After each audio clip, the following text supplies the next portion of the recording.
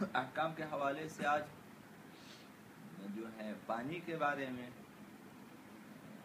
اور پانی کی قسموں کے بارے میں اور بعض شرعی احکام کے حوالے سے ان کی خصوصیات کے بارے میں جو ہیں چند باتیں عرض ہوں گی۔ جب آپ توضیح المسائل پڑھنا شروع کر دیتے ہیں تو اس میں احکام کا ایک حصہ پانی کے بارے میں، احکام آبہا، پانی کے احکام۔ اب وہاں پانی کی قسمیں بیان ہوتی ہیں،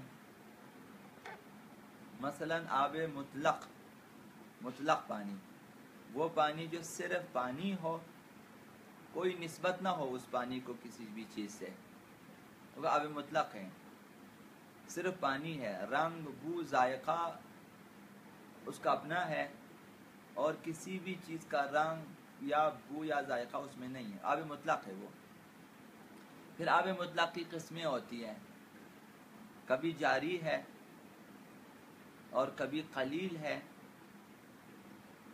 اور اسی طرح سے کبھی آب باران، بارش کا پانی ہے۔ تو آب مطلق کے مقابلے میں آب مضاف ہے۔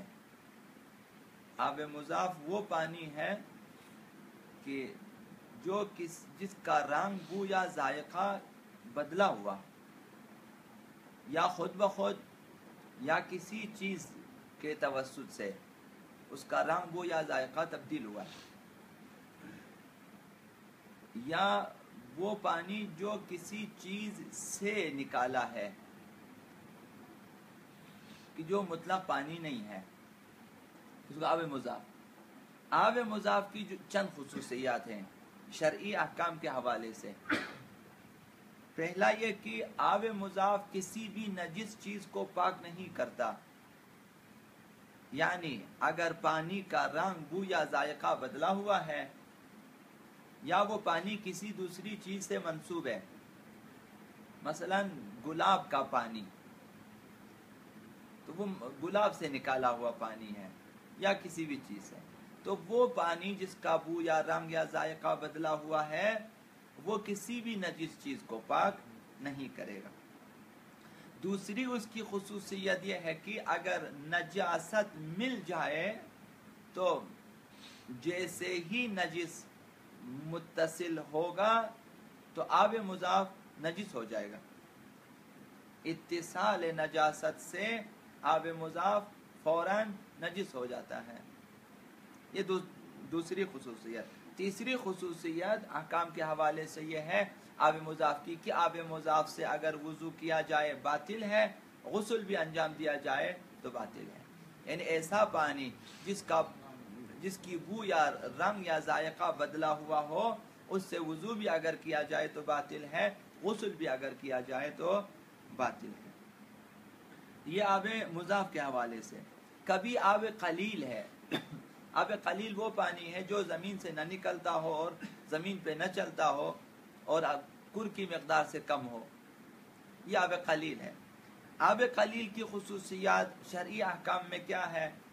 احکام کے حوالے سے یہ ہے کہ آب قلیل اگرچہ خود پاک ہو، اگرچہ مطلق ہو، لیکن جیسے ہی نجاست کا اتصال ہوگا، جیسے ہی نجس چیز مل جائے گی اس کے ساتھ فوراً وہ پانی نجس ہو جائے گا۔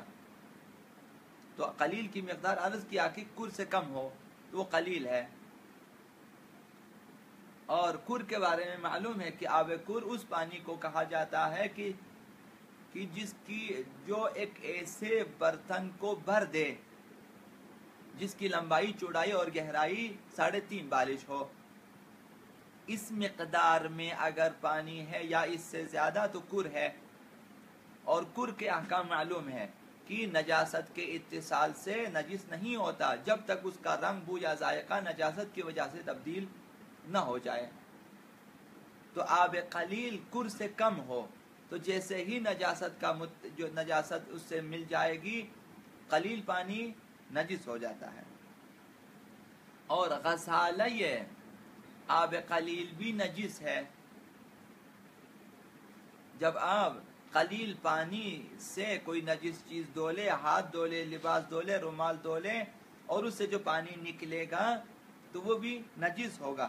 تیسری خصوصیت یہ ہے کہ وہ نجس زمین کے جس پہ پانی جاری ہو جائے، جس پہ پانی جاری نہ ہو، اسے بھی پاک نہیں کرتا۔ آب قلیل سے آپ جو ہے زمین کو پاک نہیں کر سکتے، اسے آب جاری پاک کرتا ہے۔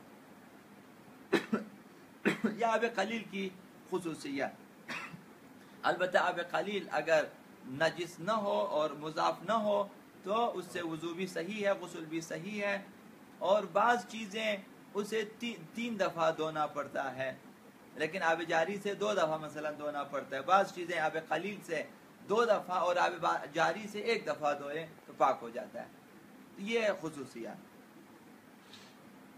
اور آب باران کی بھی خصوصیات ہے، وہ پانی جو بارش کی وجہ سے، اگر بارش کسی نجس چیز پر پڑے کہ جس کے اندر عین نجاست موجود نہ ہو، تو ایک بار برسے کہ اسے تر کر دے تو وہ چیز پاک ہو جاتی ہے۔